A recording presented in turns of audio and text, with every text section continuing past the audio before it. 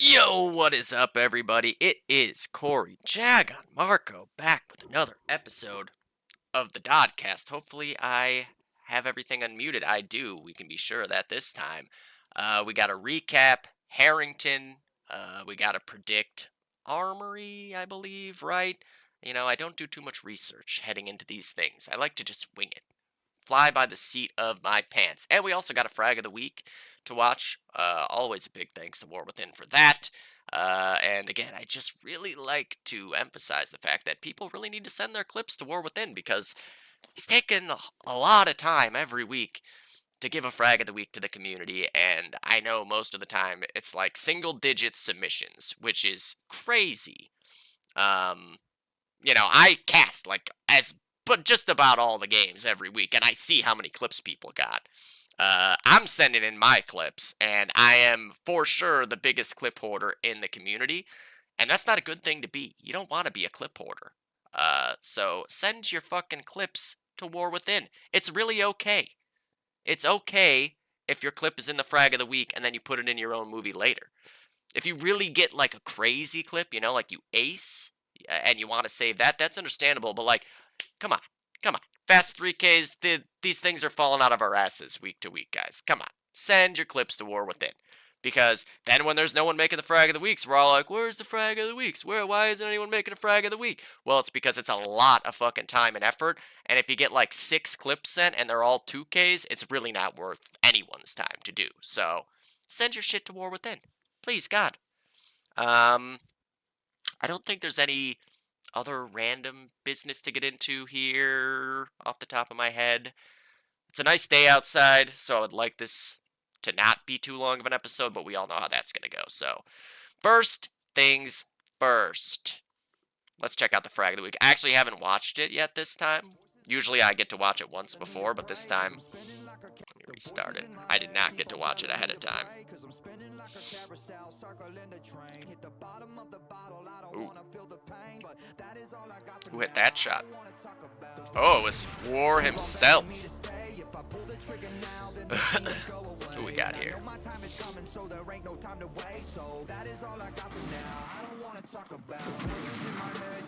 Toki. Oh god, he's gonna kill me. Yeah, I knew it was gonna be that shot. And then he kills Jules too. I was so confused because I was like, I swear we have somebody looking double doors. Coy. Oh yeah, Jared definitely had a buttload of clips. He had like 1,000,000 kills.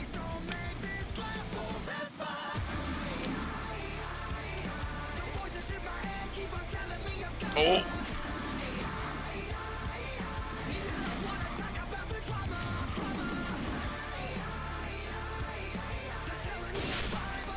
Oh, this shot is stupid. Okay, so that's how you died there, Darren. That shot was so stupid. I thought I must have, I don't know, I really didn't know how I killed you. I was very confused by that kill. Oh! I've had that happen to me too many times. Oh yeah, this is a fucking sniper clip. Let's go. Oh. Oh my god. Oh, baby. That's a fucking sick sniper clip. A fast 4K from Upper Con, you don't see that too often.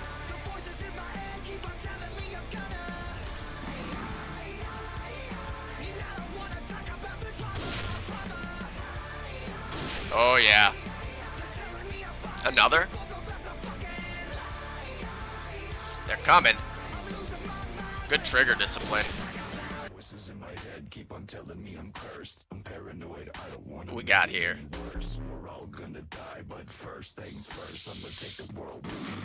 Oh yeah. Yep.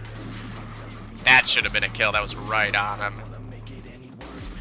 Right on whoever that was.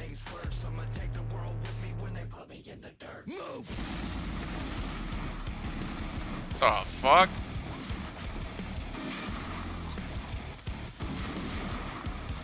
Jesus. Oh, yeah. Illusion also had 1,000,000 kills. Oh, this is this clip. I wondered what happened here because I only caught it on the death notice. Yeah. Oh, this is me. Ha ha ha! I'm sorry, Darren. I'm sorry. I hit two of the most dumbass random shots on you here.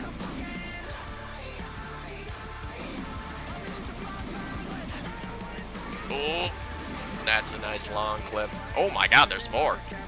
You don't get too many opportunities to get 4 kills at long. Oh my god. Jeez. Well, so in the end, my best clip actually didn't even get used. So see, I submitted my clips. You submit your clips, they don't always even get used. So you don't have to worry about hoarding your clips even. Because, guys, do you know how much, I mean, I don't have to tell this to like the people that make a lot of DoD movies, but to the people who have never made a DoD movie or like been there for the process, even a 3-minute long movie, I mean, you're looking at probably about like 10 to 12 hours of work. Just realistically. It's a lot of work for you know, just for free. So please, submit to the man. Otherwise, the fucking Jagan Fairy is going to come into your house at night and lay a turd under your pillow and leave a little note on the turd that says, submit your fucking clips to Frag of the Week for War Within, please. And you don't want that. You don't want that. Okay. Let's jump into the business. Here we go. Recapping. I got to cast a few of these matches. Where do the matches start? That's last season final. Okay. Is this? Yeah, okay. So I'll start off with the ones that I didn't get to cast, first off. Alright, so Expired, this was a very close game between Expired and Best Buds. As expected, Expired ends up edging it out 337 to 320, a 17-point win. I believe this was the closest game of the week. Was it the closest game of the week? Yeah, closest game of the week, which I think was, you know, anybody who was paying attention to DoD for the last however many years, looking at those two teams would be able to tell you that they're matched up really closely. All right, so first half here, Expired on the Allied side, Best Buds on the Axis side. For Best Buds, you got 28 kills on Hopper, who I'm guessing was heavying, War Within sniping with 27, and then a really, I mean, this is a very uniform 6 here, with 23, 23, and 23 on Bromley, on Chicago Legend, and on... Who is that? If we're gonna alias, guys, at least alias... It's Big Bird. Okay, BB, Big Bird. Let's at least alias in a way that it has your name in there somewhere, you know? Just a little bit. But 23 kills for all of them, 21 for Epion, and then on the Expired side, the big story of this game was SQ making his return to KTP. I think the last time he was playing was Season 3. I think that's when we played Sienna. He had 42 kills on the Garand, Fincher with 37 on the bar, Pizza Hut with 34 on the Garand as well, Raven 26 and 19 on another Garand, and then Budagas and Faraday with 19 apiece. This was a 120-point win on the Allied side. I'm sure Best Buds felt like they were in okay shape there, heading into the second half, right? That's a very doable Allied side, but Expired was able to keep it just close enough. I wish I had gotten to cast this game to see how this all went down, because, I mean, it could have been something where, like, Best Buds had the lead and then Expired ended up getting mid, hanging on to it for a while, or capping out or whatever to get back into the lead. So, on the Best Bud side of things, on Allies here, Hopper with War Within with 32. We just saw some of those in the Frag of the Week. 31 for Hopper, 28 for Chicago Legend in his first competitive DoD, back on the scene, looking good already, breaking the 50 overall, which is generally, like, I think, in my opinion at least, that's always the benchmark I'm going for to see if I had a good game. Did I get at least 50 kills, you know, 25 a half or 31 half, 25 the other, whatever. And Chicago Legend ends up with 51, coming back and immediately making a difference. Bromley with 26, Big Bird with 26, and then Epion with 16. And on the Expired side, so many kills. I mean, that's the thing with this team. They got a lot of frag power on it. And very reminiscent of Over, I would say. Like, this is kind of like the Silver Over, where they just have a lot of frag power. And in lieu of anything else, that frag power can prevail on a lot of maps. You know, Harrington and Lennon in particular are going to be maps that this team I think is very difficult to beat on, unless you can match that frag power. But again, SQ 40 kills on Axis with the car, 82 kills overall. Got to be one of the highest kill totals of the week. I forget if that beats Illusion or not. I think Matt Life actually probably had the most kills. We'll get there though. 36 for Raven on the Stas. That's a hell of a Stas half. 30 for Fincher on the STG. 27 for Budagas on the Sniper. 26 for Pizza on the other car. And 17 for Faraday on the other heavy. Big opening week victory for Expired. Best Buds are going to be just fine. That's a good team. With plenty of chemistry and years played with each other.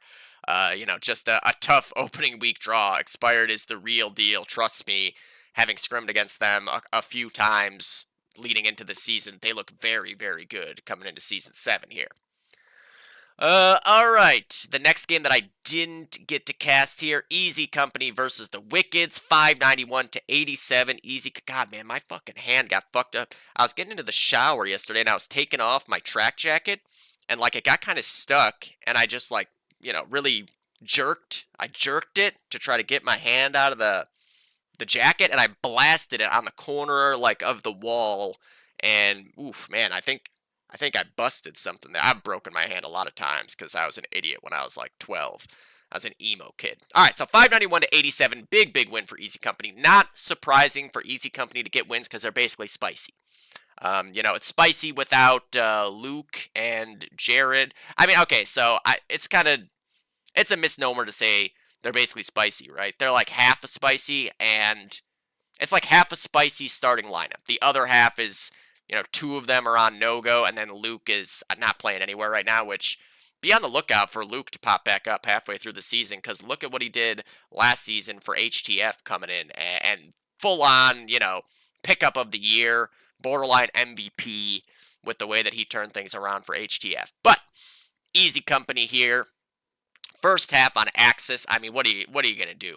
You lose your allied side by 210 points. You're not feeling good about it. 200 kills on the Axis side Harrington, which I think is one of the... If you have a good Axis Harrington side, you can very easily break 200 kills because it's just a snowball rolling downhill.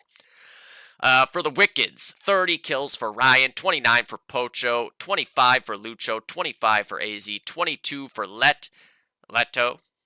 I'm assuming that's what that's a pretty sweet smiley face in there. I like that. And then 20 for Bullet. And on the Easy Company side, as I was alluding to earlier, 46 for Matt Vazana. Boom. That's a huge half right there. And then, I mean, I think maybe even more impressive than 46 with a car is 42 with a sniper rifle on Axis side Harrington. That's crazy for three-sided quarter right there. I'm sure 72% of those kills were no-scopes if we know anything about three-sided quarter from the Lennon frag of the week last season. And then 33 on Hey Again, Hey making his return to competitive DOD. A great player. Very under the radar, I think, him being on the Easy Company side of things here. That's a pretty good replacement on the spicy side. You're putting him in for either, Stamp or Ryan Twist. That's a good... it's almost kind of recreating Spicy in a way. And they've got good pieces for that.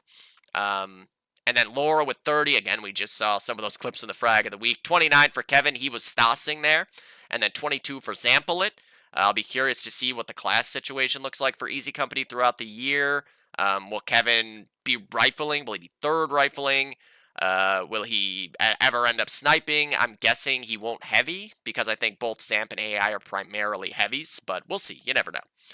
Okay, and then on to the second half here. They actually won by a very similar amount here. It's a little bit more on Allied side, but less kills. All right, so 329 to 36 on the Allied side for Easy Company, almost breaking 200 there. Really good game for Ryan on the Wicked side, 31 in this half as well. In a very tough loss to be able to break 60 is saying something. So Ryan's coming in the season hot. Same with Lucho and AZ. All three of these guys had good games on the frag total wise, even in a big blowout loss. Bullet with 23, Pocho with 22, Leto with 17, and then on the Easy Company side, Matt with 48. That's 94 kills. There's no way anybody beat that. Matt definitely had the most kills this week by a lot. That's insane. 48 kills. And then 37 for Laura. Again, we just saw a bunch of them in the frag of the week. 35 for quarter. That is a 77 148 game for quarter on the sniper rifle. Coming into the season, very, very sharp for Easy Company. And then, where were we? That was 35. 27 for Hey Hi on the bar. 24 for Kevin. And 22 for Zamp. A big, big decisive victory for Easy Company to start things off. Coming out, making a statement on the lower, not silver side of things. I've got to remember that because I always forget. The lower, not silver. Starting off 1-0 and having a big, big advantage in the point differential should it ever come down to that by season's end. All right, on to the, let me just make sure here. Yeah. Wait. Yeah. No-go versus Stunt. So we did get to do a pretty good chunk of this game, I believe, if not almost all of it, basically, I would say. So 363 to 199, no-go over Stunt. This was a pretty fun game to watch. Stunt was in it for a pretty sizable chunk of this game. You can see No-Go got to start off on their allied side here, 224 to 43. They ended up in the end. Top actually, I think, lagged out at least 1 point there. So the kill totals are a little bit deceiving, but 161 to 126 were the kills. For Stunt, you had 32 on Vanaki. We all know Vanaki is a sick fucking player. Same with BLK with 31. I talked about both these guys last week.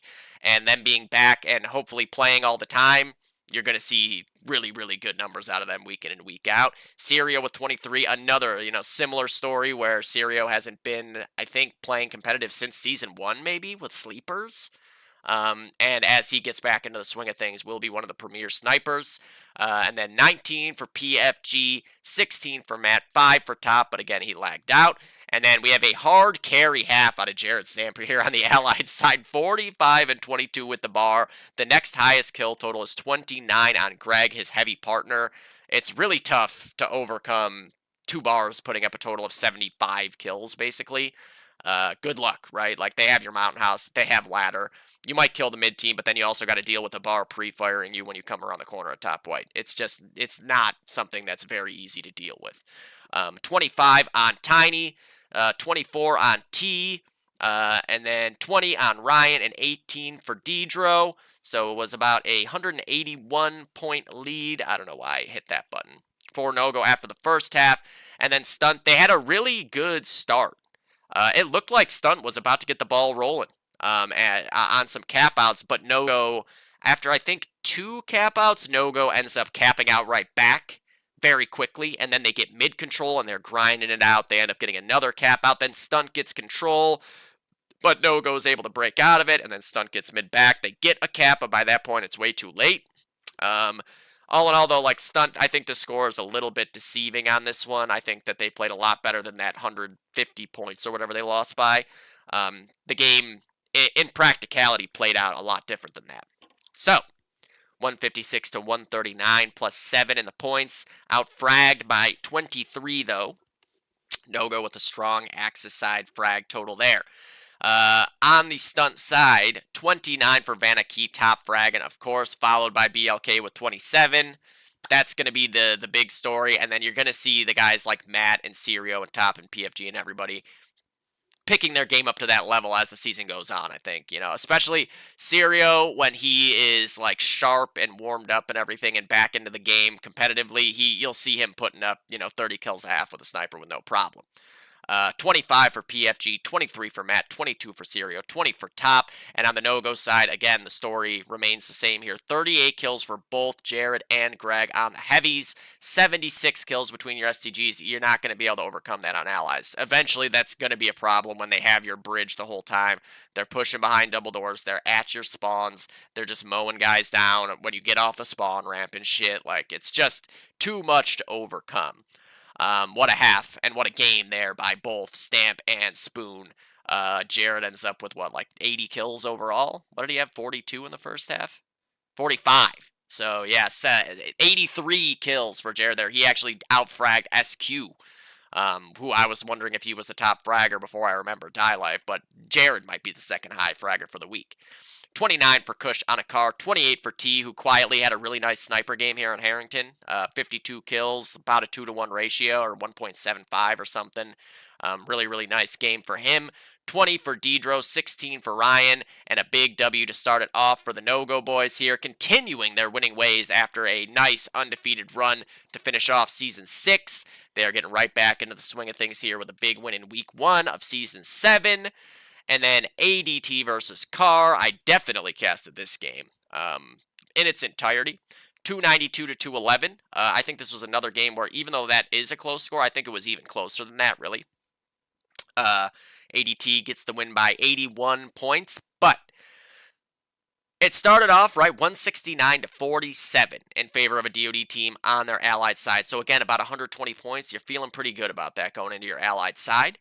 On the Carr side, 38 kills for Illusion. Illusion had 1,000,000 kills in this game. He's just getting kills left and right.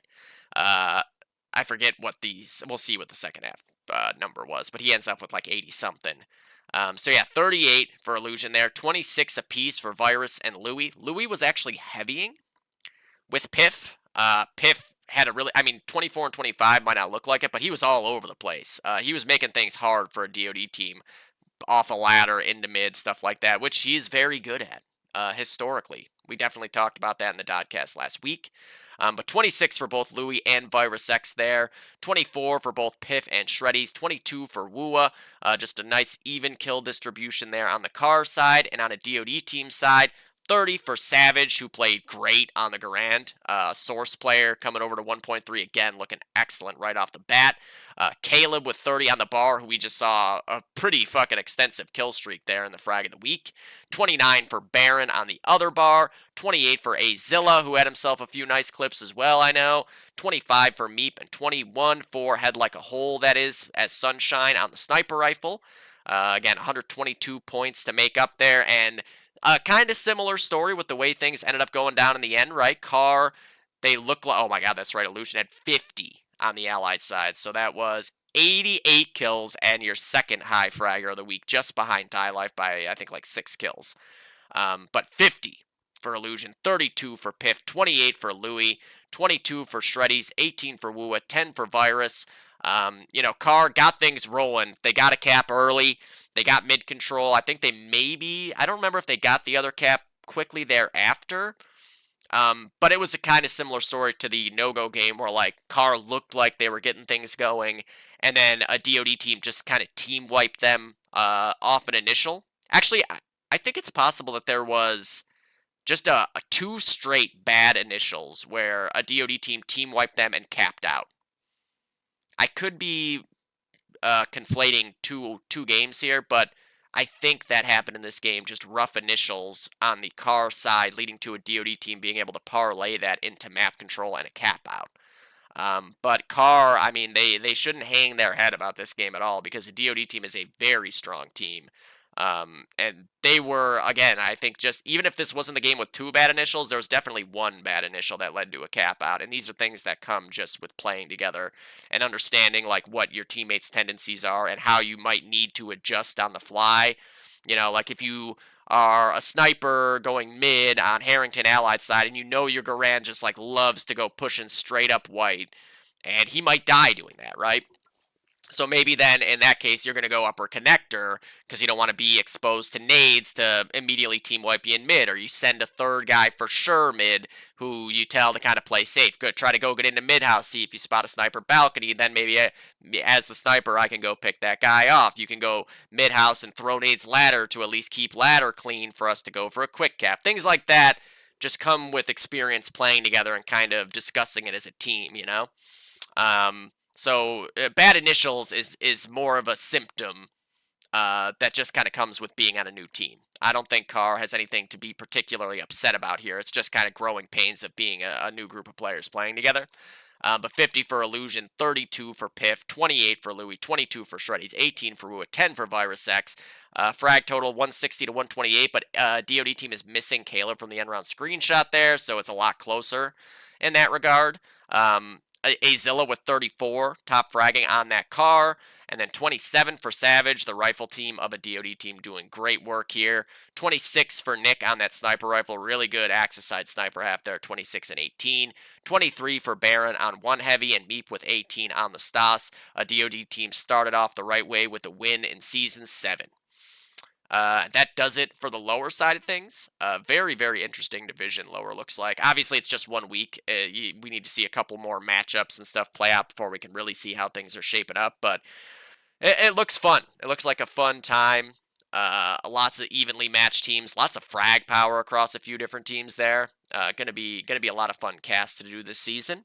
On the upper side of things, we'll just start off with our match. It was TMC, Tox's Money Crew, I guess is the name that we ended up going with.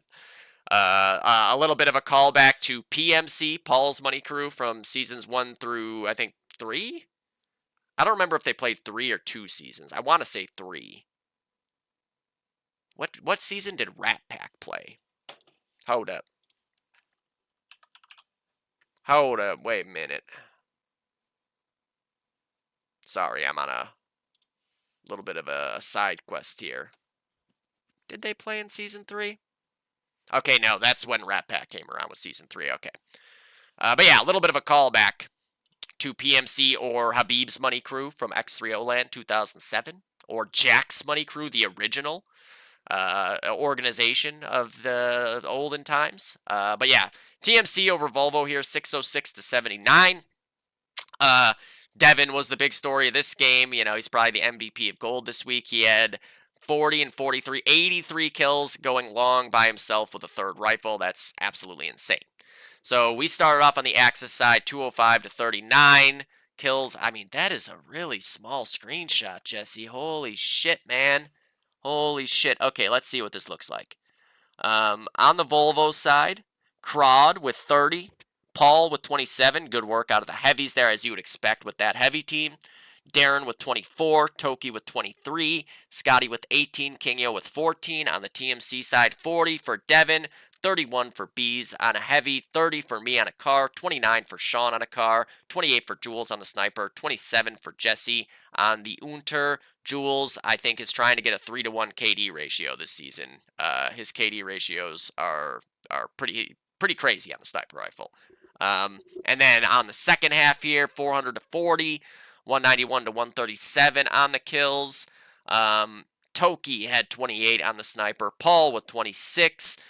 Scotty with 24, Crod with 22, Darren with 21, Kingyo with 16, and then on the TMC side, as I said, Devin with 43, Sean with 37, Jesse with 32, Mitch with 31, Jules with 25. I went 23 and 17. I couldn't find anyone to kill most of the time.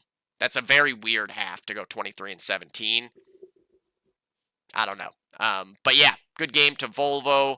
Again, kind of an instance of a really shit draw to get in the first week, especially on Harrington. Like, I feel like the players on TMC all are good at this map individually, and then even if the teamwork is lacking at all, like, you have a guy like Devin getting 83 kills, like, what are you going to fucking do against that? It's a lot to overcome again, and yeah. Be curious to see how things keep going moving forward there for both teams. I forget what the schedule looks like for them for next week, but we'll see that in a little bit. And then Over versus Lobster. So 390 to 209. We scrimmed Over right before this game.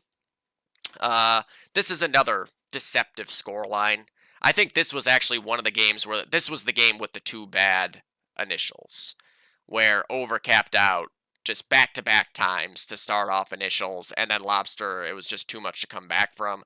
Lobster also with a lot of miscommunication in mid. There was times where they could, for sure, on their allied side, have capped mid with time to spare, and everyone was just kind of like, do we go for it? That the thing with middle, and I know there's a lot of kind of dissenting theories on how to play middle and the capping and everything.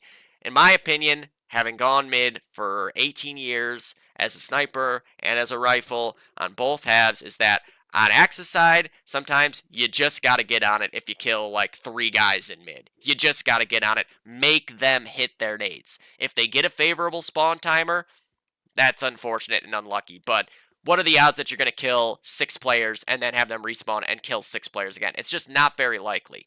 Or you can just play it really fucking safe and wait till you have guys pushed up to every single spawn and cap mid last. But even then, Allies can nade from their spawn ramp. It's not a guarantee that you're going to get the cap off anyways. You can cap on the back right of it, but then, there's still a chance that the nade takes a stupid bounce and blows up in your face. I think on Axis, a lot of the time, the key is just one of the players in mid taking initiative to say, let's get on it. If we have 3, get all 3 on it, because the nade is very likely to only kill one of you. And on Allied side, to be honest, you should quick cap it off the initial. Make them hit their nades again. If they do, good on them. If they don't, you just cap mid, and now you're in control. You get someone push white if you can. Certainly, though, off initials, you should always try to go for a quick cap. You should be sending 3 guys mid, nading up top of white. If you want, you can have the sniper peek balcony. Otherwise, make the sniper drop off balcony to come try to break mid. Make it easier on yourself. He's then peeking into you slowly with the scope, And when it's a 50-50 situation, again, I think if you get the kills, if you have control of ladder or like eyes on ladder at least, if you kill 2 guys mid, make them hit the nade from top white. Cap on the back side of it. The nade won't kill you even if they hit it from top white. It'll go into the middle of the cap on the tree if you cap from the back left and the back right. And then even in the back middle, the nade won't blow you up because the tree will protect you. I think a lot of people just get they overthink the mid caps, and we saw it on a lobster in this game. They're just overthinking the mid cap or miscommunicating on who was going to cap. So a guy would push up, but then there was only 2 there to begin with, so that guy pushes up, and now the other guy's standing on mid by himself, waving a big white flag saying, hey, by the way, we want to cap mid, so now there's 50 nades coming their way, and if that guy had just jumped on with the first guy, then the cap would have already happened before the nades could have come in, just little things to work on for Lobster that I think make the difference here, and then being able to win this game overall. Thing is, Over started off, this is actually the second half. Over started off on their allied side. They win by 101. That's a great Axis half here for Lobster, to be honest. Kills were plus 15 for Over, pretty close. On the Lobster side, 31 for PB, of course. Justin looked great, as always. CK with 28. Cody and Paul with 27 apiece. And then 26 for Ian, 19 for Modgers. And on the Over side, you had 32 apiece for both Chi and Nick. Hat trick Nick is back in action. I love to see it. Getting to cast Nick Patton sniping is always a good time for me. 30 for Caffrey, 28 apiece for Sokka and SC, 23 for Kumkum. Just a very, very even effort from everybody on Over. And what I said during the cast, because we had just scrimmed them right before this game, was that's a 101-point victory. You might want to favor Lobster here, but Over, I think, is a lot better on their Axis side of Harrington than they are on Allies, to be honest, which is weird. I don't know if it's just that they really like the cars or if they just really like the type of fights that they get on the Axis side, but they're a really fucking strong Axis Harrington team, and sure enough, they win their Axis side by 80. 188 to 159 are the kills. For Lobster, 37 for PB, just a fucking insane start to the season for Justin here. 35 for Matt on the bar, a sick half for him. 32 for CK on the other Garand. Paul with 20 on the other Garand, the third Garand. 19 for Ian, 16 for Cody. The rifle tandem of Lobsters is got a lot of frag power going for it, Honestly, I think, again, just bad initials, miscommunication, growing pains for a new team. Everybody's kind of played together on this team, obviously, but it's still half the team basically is different here, and it's going to take a little bit of time to get things ironed out. I think Lobster will be able to beat just about anybody once the season gets going and they play together some more, get some scrims in maybe if they can. But yeah, on the Over side of things, 40 for Kumkum on the Stas. Kumkum and Devin just both showing what a Stas Garand can do on Harrington. Dropping 40 bombs is insane. Old rifle tandem themselves from Over seasons past. And then 37 for Sokka. And then 34 for Chi. That is, 77, 111 kills between the 3 rifles. Very tough to overcome, especially then when you throw in a 32 kill half for SZ on the STG, 23 for Caffrey, 22 for Nick. Just Over looking great here to start things off. I love this lineup. That is a very, very good looking Over team. And anybody who looks at last season, where they were playing with very weird lineups all throughout the year, losing 2 overtime games. There's been 2 overtime games in all of KTP, and they were both over, and they were both over losing in weird ways. You know, that record last season was nonsense. If you look at that record and think like, well, over was the worst team in gold last season. No, they were not. They were a top 3 team in gold last season who was the unluckiest team in gold without a question. They almost beat us in the first round of the fucking playoffs. You know, they might have given us, DICE gave us, actually, no. I don't want to say they gave us the hardest matchup because we lost the map to DICE and then had a very, very close other map to them. But over was right there. They could have easily beat us on both Lennon and Harrington and swept us out right then and there. It was very close. This team is scary as fuck.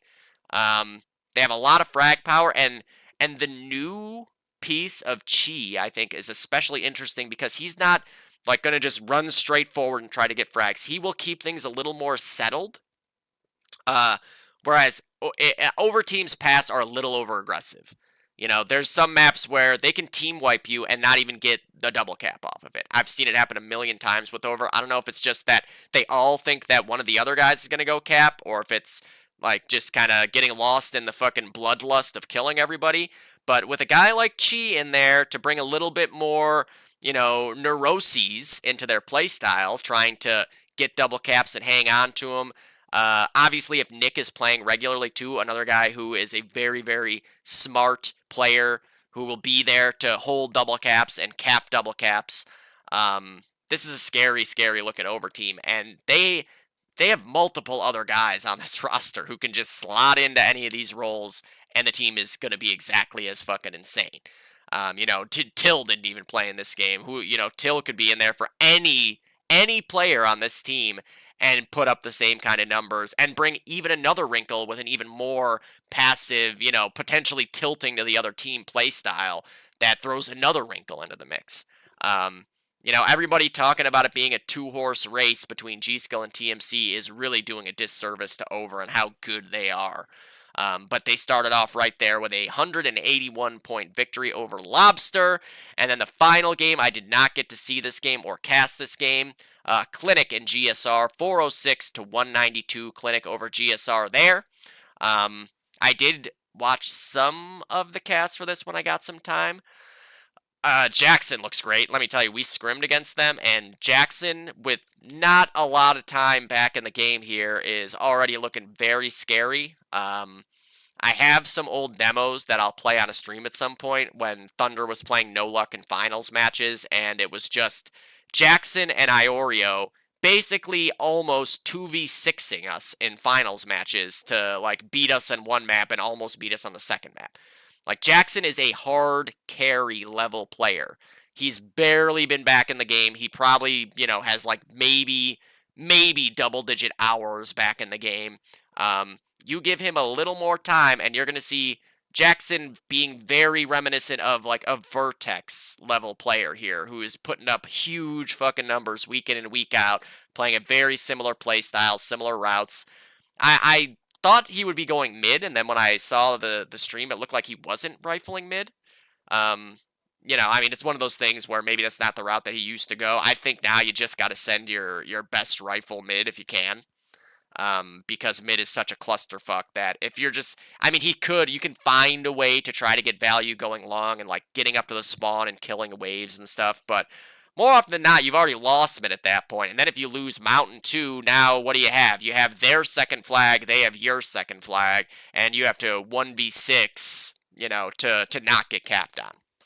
So, I don't know, just something that I noticed was for the little bit of the cast that I watched there was just that Craig wasn't going mid when I thought he would be. But on the GSR side here, so it's 294 to 65 for Clinic in the first half. Kills were 184 to 161, plus 23 for them. For GSR, Brandon with 34. You know, a rifle team potentially of Jackson, Booten, and Svelte is pretty fucking scary. 34 for Booten, 32 for Jackson, 29 for the Bear, 27 for Svelte, 21 for Empy, 18 for Blackhawk. And on the Clinic side, we saw a couple of huge games here, specifically out of the heavies of Clinic. 44 for Debo on the bar, just a fucking insane game.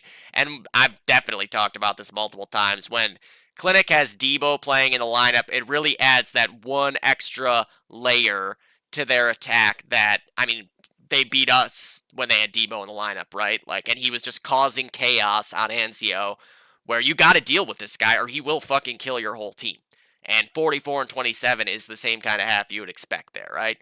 34 for Scott on a Garand, 30 for Vic on the other bar, 29 for Insom on a rifle, 25 for Tom getting to snipe, no Carpenter this week, 22 for Sam on the other Garand, and then second half here, that was actually second half. Okay, so Clinic started on Axis. They lost their Axis half, but only by 15. So yeah, then you're not feeling great going into your Axis side if you're GSR with only a 15-point lead. It's doable. It's doable for sure, but you're just not feeling great about it. So 127 to 112 on the Allied side for GSR. Kills 197 to 179 plus 18 on the Clinic side for their Axis half is crazy. Vic had 45 kills on the STG, 75 for him overall, 74 for Debo. Just, what are you going to do against that? 150 kills between the two heavies on a map like Harrington or Lennon. Really, any map. If you have two heavies going around together, getting 150 kills, you've probably lost the game. The rest of the team almost wouldn't need to do much of anything for it to be near impossible to come back from. They basically broke the 200 kill barrier here this half. 39 for Insom, 30 for Sam, 30 for Debo, 27 for Scott, 26 for Tom. And on the GSR side, no slouch on the score lines here, to be fair. 38 for MP on a bar. MP getting a chance to show just how high a level heavy he is. 38 for Brandon on a Garand. 32 for Cam on a sniper. 28 for Craig on the Garand. He had a bunch of really sick multi-kills that half. Svelty with 24 and Blackhawk with 19. Again, just early season, growing pains on the side of GSR up against a tough Clinic team that is a well-oiled machine playing together. The most experienced team when it comes to playing together in the game right now. And yeah, it pays off there. 406 to 192. And then lastly, this was the match of the week here. G-Skill versus DoD Worldwide. Now again, the scoreline plus 229 or whatever it is. It was closer than that. This is another instance where, you know what? I think I am saying that everybody had two bad initials. I don't think that's actually what happened. I think this is the game with the two bad initials. Because I remember saying afterwards, like, you guys were just two bad initials away from this being a winnable game. Because then they also had a near miss on a cap out where it was literally like last second mid gets broken. So I think all the times I said there were two bad initials for other teams, I think it was actually DoD Worldwide in this game. That was the actual... This game was lost by two bad initials. I don't know. Sue me if I'm wrong. I might be. I casted a lot that day, and it was the first week of the season. I'm getting my cast brain back. But G-Skill, starting off on the Axis side, doing what you need to do on your Axis side, right? Only losing by 27. You don't need to win your Axis side. Certainly, it's nice. A lot of times, though, I feel like winning is actually worse for you, because then mentally, you're like, oh, we've won this game by a lot. You win your Axis side, you're like, it's over. We've done that on Thunder millions of times, and then lost badly on our Allied side to lose the game. But they lose by only 27 here, and they outfrag by 17. On the DoD Worldwide side, 36 for Riv, 33 for Rafinha, 32 for Soya, 28 for Corey, 20 apiece for Insight, 9. The Riv Rafinha combo looking insane. The two best players in the silver last season making the jump up here and immediately looking sick as fuck. Same with Soya on the sniper rifle, with a tough task against G-Skill. Look great. We all know Corey does the same thing as well. And yeah, DoD Worldwide is a good fucking looking team, man. They got the worst draw you could get in week 1, having to play G-Skill on Harrington, and they fought their asses off. And again, 90% sure it was just the bad initials, but don't quote me on that. And on the G-Skill side, the story of this week in Upper was the Stasses getting 40 kill halves. Andrew with a 41 kill half on the Stas. Fucking insane. Alex with 38, including a ridiculous 4K car. He had multiple 4K cars around mid, just keeping G-Skill from actually losing this half by enough that they were in danger of losing the game. Alex was, really going full like MVP mode with that car around the mid area. 35 for Colin going long solo as well with a 2-to-1 KD ratio. Just Timo things. We all know he does that shit all the time. Milo, 26 and 24 on the STG. That's a really good fucking Axis side heavy half. And then Chris and Chuck both with 23. And then on to the second half here. Allied side for G-Skill. They put up a convincing dub. 310 to 54, plus 25 on the kills. For the DoD Worldwide side, though, really, just look at the kill totals. Really, really strong Axis half here. Just the caps that came through were plentiful for G-Skill. 35 for Corey. 30 for Rafinha. 30 for Tony. 25 for Riv. 21 apiece for Insight and Soya. And on the G-Skill side, 38 for Milo on one bar, 37 for Chuck, just really what are you going to do, man? When Chuck is in mid with that sniper rifle, this is a signature motive half. He's very, very tough to deal with for anyone. He's very comfortable around that area, just moving around, changing positions, hitting ridiculous fucking flick shots. These are just motive things. And then 31 apiece for Alex and Colin on the Garans, 26 for Andrew on the other Garan, and 24 for Chris on the bar. And a big win for G-Skill to start things off. Obviously, against a DoD Worldwide team that, if anybody looks at this game as a way to evaluate how good DoD Worldwide is going to be this season, you're making a big mistake by just looking at that scoreboard. Because if you go watch the cast of it, this was a very different game than what the score would lead you to believe. It was a much, much closer game. And the toughest test that they're going to have this season, I really liked what I saw out of a team that hadn't played together before this match. They had not scrimmed together with their actual lineup. I think this team is very, very scary, especially in a best-of-3 playoff format. They're going to have a deep map pool. They're going to be able to play some maps that people don't like. Armory, I think they're going to be particularly strong on because all their players individually have been great historically on Armory. And yeah, DoD Worldwide, I think, is going to be just fucking fine going forward into the deeper portion of the upper season. Obviously, a tough loss to start things off against the best team in upper, but I liked what I saw out of them a lot, and I think they can be pretty happy in a loss with the way things went down. But, oh, there's a bunch of scheduled matches. Okay, default, right? Yeah. 4:30 for the over GSR game. 22 CET. Is that 8? I'm guessing that's 9. Unclear. Oh, no. 22 CET, but that should be an afternoon game, right? So these are probably afternoon games? Easy versus Car is 9 o'clock. G-Skill Lobsters is 9 o'clock. DoD Team Best Buds. So there's a few games I'll get to cast. Like, if this is actually at 8:30, I might be able to get a half in at least. This game I won't be able to. This game I won't be able to. This is my game. This game I won't be able to. But if these are afternoon games, I'll be able to do one of them. I would have guessed that 22 CET is fucking... Hold up. CET.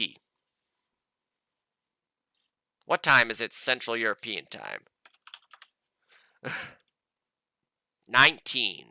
Huh? Okay, so that's 2.5. Are these games at 5 o'clock? Are you telling me that these games are at 5 o'clock? Eastern? Is that right? Is that right? 22 CET? I mean, if that's at 5 o'clock, I would be able to do, like, potentially this game and one of these two games, I guess. I feel like that can't be right. Something is wrong here, and it's probably on my side, to be honest. I don't know. I'm sure Yanni will message me after this and explain to me what the situation is. I know it. So we'll figure it out later, but it looks like I'll at least get to cast, like, 2 games. So, weekly matches, predictions, etc. Looks like this game was not posted yet, but I'm pretty sure I saw it in the match alerts. Yes, indeed. So, Stunt. Wait, let me see. What's the match of the week this week? I think it is a DoD team versus Best Buds. Um, yeah. Okay, it says okay. They've clarified it here. That is at 5 o'clock. This is at 5 o'clock as well. So yeah, there's other matches I'll get to do. That's good. That's good. All right. Never mind. We're good, Yanni. You don't have to let me know. We're good. So starting off with the Stunt versus Expired matchup here. On Stunt, they have 6 players, so you know exactly who's playing, right? Serio, PFG, Thompson, BLK, Vanicky, Matt. And then on the Expired side, their lineup last week was Raven, Pizza Hut, Budagas, SQ, Fincher, and Faraday. Maybe Nitrox gets in there at some point. He's a hell of a player. So this week's matches are on Armory. This certainly makes things interesting. Here's the thing, though. Expired is a fucking sick-looking team, man. They look really fucking good. I am worried for everybody on the lower side of things when they play against Expired. I think they just might be the best team in lower. I think once they get more teamwork established, especially, they just have so much frag power, man, and so much experience. It's going to be a lot to overcome for most teams. There's certainly other teams that, especially on certain maps, I can see being able to take them out just out of the chaotic nature of their play style.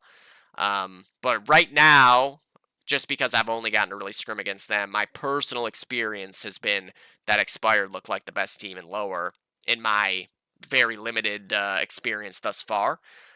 Stunt, them having only 6 players is pretty crazy. You don't see that happen that often in KTP, where it's like, these are our 6 guys, nobody else is going to be here. We all better be able to show up for the match, or else we don't have a backup. I'm sure that they could always find ringers if they needed to, right? They, I think, just need a little more time playing together. They have a lot of good players on the team here. Serio will get back into the swing of things and be a premier sniper in no time, right? Matt will be able to be a premier heavy. Vanicky and BLK are very capable of being hard carry rifles. So I think they have the right team composition to have a good run this season. I think it's just early yet. I think that unless they scrim like a lot this week, they're going to run into a brick wall of Expired here. I think that the rifle strength on Stunt side will be enough to keep it relatively close. I think Bridge will be very back and forth, so it won't be like Expired run away with anything. But I think Expired win this game.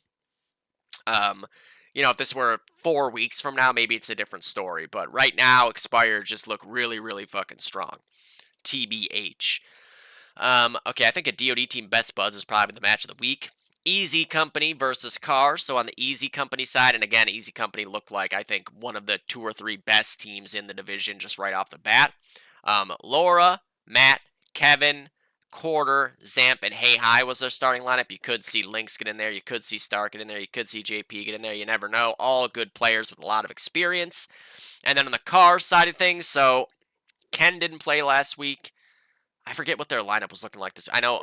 Oh, whoa, what the fuck just happened there? Something just popped up. Oh boy, a spring sale. Obviously, Illusion going to be one of the high fraggers in lower this season, and right away, that's a lot that Easy Company is going to have to deal with, but you got Die Life to do that, right? That's a huge heavyweight battle on the rifles wherever they're going. Piff, one of the best heavies in lower for sure. Right off the bat, they're at least able to match up in that regard. Shreddy's always been such a good player, he can play anything, really. Whatever they need him to play, he'll be playing. Virus X, whether he's sniping or rifling, going to be strong. Is Louis getting to play this week, right? Is he heavying? Is he rifling? He's a rifle, but they had him heavying last week. Handy, generally rifling. Same with Ken. They have a lot of rifles. Wu was a rifle. GZ, I'm pretty sure, is a rifle. Jane, heavy, light. I was going to say third, but she doesn't ever use a rifle, so it's really more of a light. They're going to have their hands full, that's for sure, right? I think 3-sided Quarter up against Virus X will be a fun sniper matchup on the bridge side of things.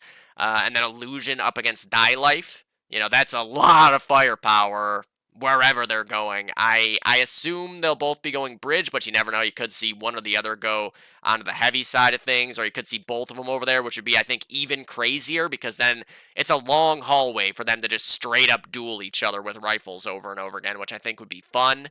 Um, Easy Company or Spicy in the past, I'm not sure how much they liked Armory. I know when Stealth was sniping, he loves Armory, but it doesn't look like he's sniping. Quarter is a good sniper in and of his own right, though. Um, it's gonna come down, I think, to the bridge side of things because obviously it's a double cap. The heavy route can go back and forth. Usually the allied side is winning that battle more often than not, unless you get a car going that way and really leveling things out. Um, if that car can stabilize on the Axis side, and you have good nades to be able to defend bridge from afar and not have to get into too many like chaotic fights where you're having to deal with a sniper in the window, a guy over in back cave, a guy behind the triple box, a guy at docks, a guy at the tiki looking at you, a guy at the other side of docks going into the doorway also looking at you. If you can thin out those numbers with grenades and via your sniper, it makes things a lot more doable on the bridge side, and then you can, even send another player over to the heavy route to help stabilize that off through the docks once you have bridge. I think a strong Axis side is the key for who's going to win here. It's kind of like Harrington, to be honest. It's pretty allied sided in my experience. Certainly, once the Axis have bridge and the box hall, it can be tough to get it back for allies, but I feel like most of the time the allies are able to establish some semblance of control early. Cars and snipers are the name of the game here, though. It's a very long-range map. Cars and snipers are the name of the game. On the car side of things, for them to win, they're going to have to deal with a heavy bridge attack coming from Easy Company, and you're going to have to deal with die life. You probably got to favor Easy Company here. They look very, very strong in week one. But I think Car can win this thing, too, to be honest with you. When you got Illusion and Piff, especially, whether they're going the same route or split up, that's a lot of frag power on either one side or on both halves of the map. And with Easy Company, they obviously have similarly skill-level players, but it might honestly just come down to who has a sharper game between like the star players on both sides. If you get a little bit of a lesser game from any one of those guys, that could tip the scales in the other direction. But I'm inclined to just go with Easy Company here. They played together for a long time. The majority of that team, Carr kind of getting into the swing of things early on in a brand new team. Their time will come where they look like one of the best teams in lower as well because they have too much talent not to get to that point. They just got to keep playing together and get experience. But I don't think by any means this thing is a clear cut, like Easy Company's going to take this thing. It's just, if I'm gun to my head picking, I'm picking Easy Company. And like I said, there are quite a few win conditions, I think, for Carr to be able to pull it in their direction, too. All right.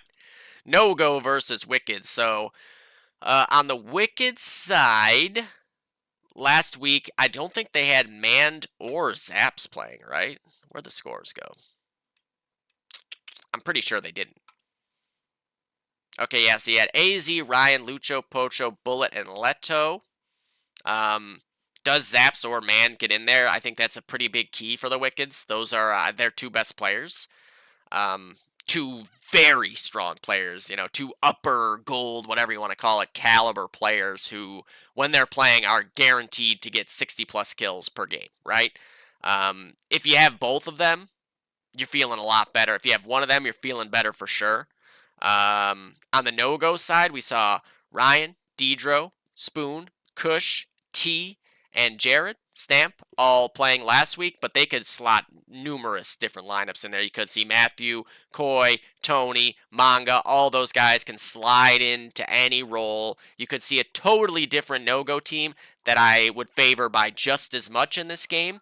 No-go hasn't lost a match in quite a while. Really, since this kind of core took shape, No-Go has been a well-oiled machine. Oh, shit. And, I think that it's going to be no different this week. If the Wickeds get Zaps and Manned in there, on rifles, on a sniper and a rifle, whatever it may be, I like their chances a lot better, but it's still a lot to overcome. The heavies of Stamp and Greg getting fucking 150 kills What are you going to do against that? Nothing. There's nothing you can do against that, even on a map where the heavies are a little bit more isolated off to their own like single extended cap. They will push up behind you and fuck your shit up. So a lot to ask out of the Wickeds. But this is a map that all their players are pretty good at. I think they can keep it close and make it competitive. I just think No-Go is so strong. They've looked so good for a long time now, and it's not going to stop now. Teams are going to have to kind of figure them out, I think, a little bit as they're trying to figure themselves out and what exactly their lineup is going to be going forward. If it's not just going to be what they just played with, because it might be. They might have nothing to figure out, to be honest. And then the last one, the match of the week here, a DOD team versus Best Buds. So for Best Buds, they had Bromley, War Within, Hopper, Schick, Big Bird, and Epion. Quack Duck and DBA, I guess, are more kind of backups, emergency players. If they're playing, it's probably because somebody's missing, not just for the fun of it. And then on a DOD team side, so we had Baron, Azilla, Meep, Savage, Head Like a Hole, and who was the last player they had in this? Wait, Savage, Meep, Azilla, Baron, Head Like a Hole. Oh, and they had Bilbasad playing in that game. So I don't know who their six is, but I mean, this I think early contender for pickup of the season, Arachnid. You put Arachnid on the sniper, and you can move Head Like a Hole over to whatever else, a rifle, a third, a heavy. Do you see Nick get in there? Do you see Purdy get in there? Nick is an E-man, because I keep saying Nick, but there's two Nicks on the team. For all I know, someone else could be named Nick on this team. Is Meep a Nick? Is Azilla a Nick? Is Savage a Nick? Is Arachnid a Nick? Is G a Nick? Is Bo a Nick? How many Nicks are on this team? Somebody tell me. But yeah, DOD team, I love all the lineup potential they have there. They have Baron heavying right now, and he's not even really a heavy. He's certainly, I think, more of a natural rifle, but right now he's heavying. They have quite a few options for how they want to play things. Azilla, I want to draft with on the heavy. He was heavying for me in a draft and doing excellent work, like literally exactly whatever we asked of him, he was doing. This ADT squad, I think, looks primed for a deep playoff run because of their team composition and all the options they have on every class. They have multiple snipers here now. They have a really strong rifle team. They have 5 different guys that can heavy and be a good heavy. And basically any lineup they put out there looks great. Armory is a little bit interesting, right? If you have Arachnid in there going up against War Within, that's the sniper matchup of the week, probably, in my opinion. But I guess I didn't really look at the upper games yet. Maybe there's some other crazy sniper matchup there that I haven't seen, but I love that sniper matchup of Arachnid versus War Within. A DOD team has looked good in the past on Armory. That was also with Crawd, who's one of just the best Armory players in the game. So I don't know if that was kind of like why they look good, but it's, again, a lot of it comes down to bridge. Certainly Best Buds have the pieces to deal with what's going to be coming at them on bridge. I think a DOD team is very, very strong team. It's early in the season, right? So like a lot of this, we don't know how well teams are playing together just yet. So a lot of these predictions are just me basing it on paper off of one match, or in some cases a scrim I've seen. But I'm inclined to go with the DOD team here. However, with a good performance by War Within, like just a 80 kill sniper performance or whatever, and Schick and Bromley, and then Hopper over on the heavy side, like things can turn really, really quickly. Or if a DOD team is missing multiple, like they had to use a ringer last week, but they have a full roster of players, so that tells me that maybe not all those guys are actually active. It's kind of like a Thunder roster from seasons past where they have 4 backups, but technically only one of them actually has DOD installed or a computer. So there are ways for this thing to go south for a DOD team for sure. I just think they're favored to start off here until I see something to tell me otherwise. I think Best Buds will improve fast and a lot. Just right now, from a base foundation to start a season off, I think a DOD team looks like a stronger team there. But you play that match again, especially if it's on a different map, like a map that everybody's played a million times. I think things can get very interesting, even if it was to be this week between those two teams.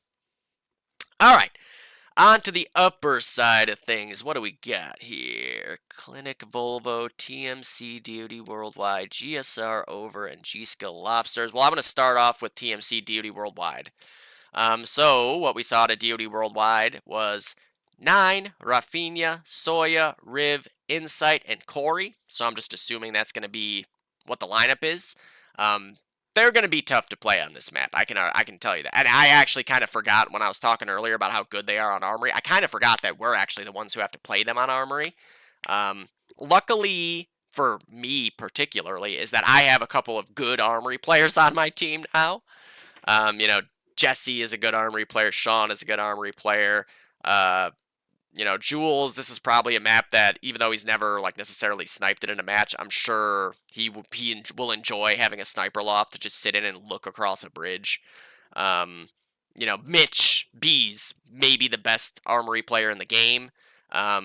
Tox, even though he made the map and then had 100 kill performance in his first match on it, I don't think he's had any crazy games since then on it. So I guess we'll see. I mean, if he's even playing. I think right now the lineup is Jesse, me, Jules, Bees, Sean, Devin, but Devin is 50-50. So then I think Tox would be playing if Devin isn't playing. But good luck, have fun to DoD Worldwide. I think this is going to be a week right off the bat that shows you just how strong DoD Worldwide is as a team. Because they have really fucking good Armory players, and it's going to be a handful for us to deal with any of them, let alone all of them in concert with one another. Rafinha and Riv in particular, and then Soya sniping. I've sniped against Soya a handful of times already in my days here, and he is tough. Jules needs to be hitting his shots sharply, or else Sawyer will make you pay for a missed shot always. So yeah, good luck, have fun. I think that'll be a very interesting game. You have some of the best Armory players in the world going head-to-head here. I suck at Armory. I actually had a good scrim on it earlier this week, because I rifled on the heavy route, and I've never done that before, and I had my first good Armory game ever. So maybe I just sucked at Armory going bridge/heavying the heavy route. We'll see. Only time will tell. Good luck, have fun. All right. On to the next one here. So what's the match of the week? I think it's Clinic versus Volvo, in my opinion. I think has a chance to be a really fun match. I mean, G-Skill Lobsters has a chance to be a really fun match, too. I'm sure people will complain if I make G-Skill the match of the week every week. GSR versus Over on a map like Armory could be very interesting as well. I'm going to call Clinic Volvo the match of the week. Yeah. Clinic Volvo is the match of the week. So GSR versus Over. Now, GSR has added a couple players here, Shogun and Majel. Could we see Shogun get in there? If Shogun starts playing again, man, he is one of the premier players from a whole era. And a guy who just plain wins. He's a winner. The teams that he plays on are always in the semifinals and finals. If you get Colby back into playing DoD regularly, this is a very similar team to IWA, which was a major rival of Thunder's back in the day, beating us in a final, playing us in another final, beating us in a semifinal, very strong team. And then you add in another one of our main rivals in Jackson, a guy who single-handedly beat us on occasion. It's a very strong potential possible team here. Just a matter of them being active and playing together, right? The lineup we saw last week was Blackhawk, The Bear, Jackson, Booty, Svelty, and Empy. And then on the overside, why? Oh, there they are. Okay, fucking Jesus. We saw Kumkum, Saka, Caffrey, SZ, Chi, and Slick Nick, Hat Trick, Patton. Right off the bat, whoever's sniping for GSR, good luck. Because Nick is insane on this map. And if Nick's not there, guess what? You're going to have to deal with Nightmare. And if he's not there, guess what? You're going to have to deal with Till. And if he's not there, you still got to deal with Mata. There's just no escaping having to play a good sniper on this map. So whether it's Cam or Austin or whoever, you have your hands full. Obviously, for the guys coming back, like Jackson, Shogun, this is not a map that they've had to play a lot. Uh, Certainly it's like Murderettes, so like, it's not too crazy, but some of the more, I don't know, small touches on the map are going to be interesting to see them try to figure out, but I'm sure it won't be too big of a problem. I still got to favor over no matter what, because I think over is the third best team in gold again, and like this close to being a top 2 team in gold. Oh, upper! Fuck. Um, but I just want to continue to see growth from GSR. Hopefully they understand as a new team, it's not going to be easy right away, and that doesn't tilt anyone and make them not want to play or not want to try or whatever. I think if GSR play together, get their lineup figured out and set and solid, they have more than enough talent to be able to beat everyone else in upper. It's just a matter of getting the hours under the belt as a team, getting the main 6 figured out, what the classes are, what the routes are, understanding each other's play style. And you could easily see GSR beating over or TMC or G-Skill on the right maps. But right now, I got to go with over, especially on this map. I think Nick, Chi, Saka, Kum, these are all guys that I've seen have insane games on this. Caffrey as well, actually, I've seen have some insane games on Armory. It's a lot to deal with. I wouldn't want to play over on Armory. I would not. Ever. TBH. All right. On to the next one. We've got G-Skill versus the Lobsters. Rock Lobster! So for the Lobster side of things, last week you had CK, Defrag, Modgers, Ian, PB, and Cody ProStar. I don't know if that's like the planned roster, if that was just because people were missing. You got plenty of good players here in these 1, 2, 3, 4 guys. John, Ben, Kev, Nick, all good players that can potentially fill in. On the G-Skill side, the lineup at least that we saw last week was Milo, Andrew, Chuck, Colin, Alex, and Chris. But do you see Justin, Taylor, Scott, any of them get in there? Because, again, a situation where if anyone's missing, you're just filling them in with another god tier player. It's Armory. There are some good Armory players on the Lobster side. PB, CK, Ian, Matt, guys who can make a big difference here. And I know that G-Skill, some of their guys don't love Armory. But, I mean, even though they don't love it, they're still fucking good on it. Timo is excellent at this map. I can tell you from personal experience across numerous matches where I'm just getting owned by him. Again, anyone drawing G-Skill, it's a fucking tough draw, right? Like, there's no sugarcoating it. This is not going to be an easy match for Lobsters at all. Sniper versus Sniper, you got to deal with Chuck. Then Firepower on Bridge, you got to deal with potentially Andrew, Timo, and Element, or any one of those guys, and Justin, or Frank, Taylor, there's no winning when you slot in a different guy into one of those spots. There's no winning. You gotta favor G-Skill. In every matchup that they have this season, you gotta favor G-Skill until anything shows a reason to not favor G-Skill. But that has not happened as of yet. So, hopefully the Lobsters just make it a competitive one. I think they very easily can. It's just a matter of keeping their wits about them, not being tilted about the fact that G-Skill is insane. Just gotta play your game, let CK do crazy shit. Justin's going to get 70-plus kills. Just kind of got to fill in the roles around it and give yourselves a chance to be within striking range when all is said and done. And then on the match of the week here, Clinic versus Volvo. On the Volvo side, you had Paul and Drew on the heavies, which is a very, very fun and strong heavy team there. Scotty was on a rifle. King Yo was on a third. Darren was on the other rifle. Toki on the sniper, and Toki and Volvo love this map. They love this map. And here's the thing, now you add Crod to the mix, who loves this map. This is a tough matchup for Clinic. Now, last season we saw Clinic, I think, play against Icy Hot and had a fucking voracious start. Immediate cap out early on. Then Icy Hot restabilized and, won by a lot.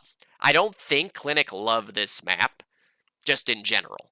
The lineup last week was Tom, Sam, Scott, Insom, Vic, and Debo. Is Carp back this week? Certainly you want Carp back to, be able to put Tom on a rifle potentially.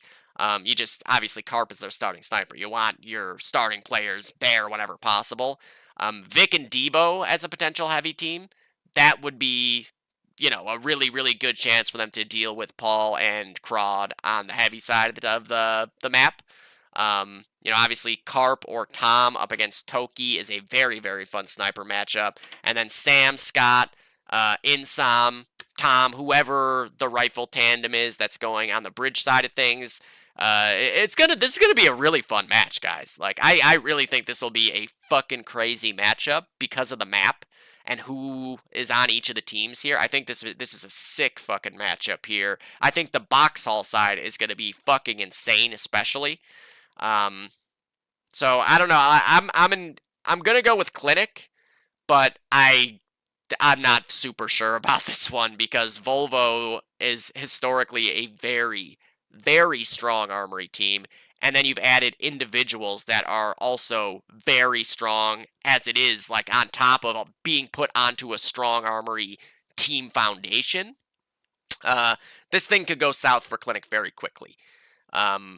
But I think it'll be just a really close game, honestly, when all is said and done. Like, I think you're looking at easily within a cap, maybe single digits for this game. I think it'll be very, very back and forth. I definitely want to get to cast this game. And it looks like I'll be able to, which is a relief, to be honest. But that does it. I don't know how long this episode was. An hour 15. That's honestly not that bad, guys. That's not that bad. Well, we'll see you guys Sunday at whatever o'clock, 4:30 or something like that Eastern. I don't know, man. I think it was 4:30 Eastern when all was said and done. But yeah, don't forget to submit to the fucking Fry of the Week or I'll shit under your pillow.